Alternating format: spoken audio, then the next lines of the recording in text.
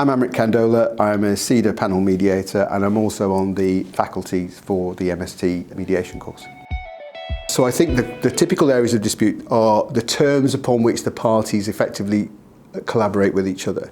So for example, use a typical example, access to infrastructure for a new entrant going forward. So a new entrant wants to come into the market and exploit an oil field, for example, which has not decommissioned but hasn't been used for quite a long time in terms of extracting hydrocarbons. So they want to come along and they think they can actually make an economic, make it viable in terms of exploiting oil in that area. But they need access to the infrastructure.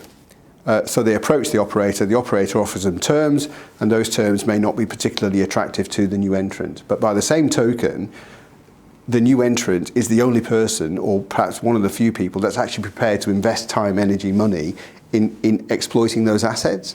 So then the question becomes, well, okay, what are the fair terms for doing that? Now, what the OGA is looking for is for the parties to work together to reach that middle ground position that allows the new entrant, for example, to come into the market and exploit the asset that's available, but at the same time making sure that they do so on reasonable terms, and that the terms which are being offered perhaps by the owner of the asset are not therefore so onerous that they become a disincentive to investment. So there can be those types of disputes are quite. I've seen a couple of those where that kind of a dispute comes along, and then the parties can't agree.